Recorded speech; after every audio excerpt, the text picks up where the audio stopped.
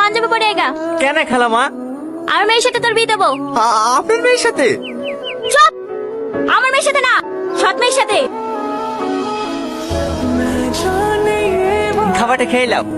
আমি জানি আমার সাথে বিয়ে হয়েছে বলি তুমি মন খারাপ করে কিচ্ছু খাওনি। আমি বুঝতে পেরেছি তোমার আমাকে একটুও পছন্দ না।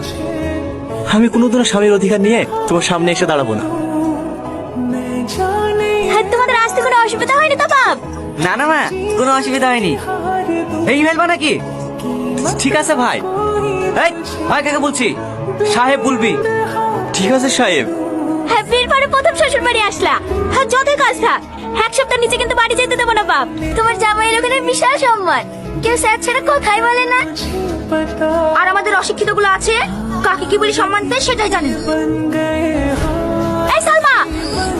হ্যাঁ বলেন মা। জামাইকে খেতে দিতে হবে না? হ্যাঁ মা। মা, ও শরীরটা একটু খারাপ তো, তাই আসতে একটু লেট হয়ে গেছে। আমি থালাটি মেজে দিচ্ছি। ঠিক আছে, আধ ঘন্টার মধ্যে যেন জামাইয়ের ঘরে সকালকে নাস্তা পৌঁছে যায়। ঠিক আছে মা। তোমাকে বাঁচতে হবে না, আমি বাঁচছি। চুপ করো তো, তোমাকে পানি কাছে যেতে হবে না। এমনিতে জ্বর এসে মরছে, আবার পানি লাগবে। তোমার জামাই একটা হাই রেটের টেন্ডার ধরেছে, সিকিউরিটি মানি সব 1 কোটি টাকা জমা করতে হবে।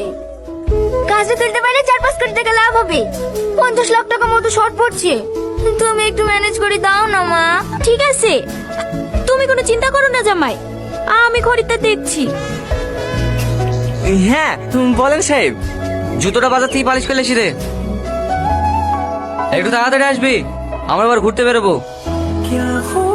এই দাঁড়া, তোর হাতে কি? কিছু না মা, কটা মিষ্টি আছে। আমার জামাই লেগিলে আসা মিষ্টি জামাইকে খেতে না দিয়ে তুই চুরি করে নিয়ে যাচ্ছি। না না মা, আমি চুরি করিনি, ভাই মিষ্টি খাই না তো ফেলে দিতে বললো। কি এত বড় মিথ্যে কথা! সেদিন 5 থেকে 2000 টাকা খুঁজে পাইনি, আমি ভাবনা হারিয়ে গেছি। এখন তুই 6 টাকাটা তুই চুরি করেছিস। তোর মা এক চোর, তারই তো মেয়ে তুই। তুই আবার কেমন হবি? দেখো, আমার মায়ের নামে অপমান দিবে না। কি হয়েছে গো মা? এ তো জামাই লেগে যে মিষ্টিগুলো নিয়ে এসছি, সেই মিষ্টিগুলো টিফিনে করে নিয়ে যাচ্ছে। বলি দেখা, তোমার জামাই মিষ্টি খায় না, আমি বলেছি ফেলে দিতে।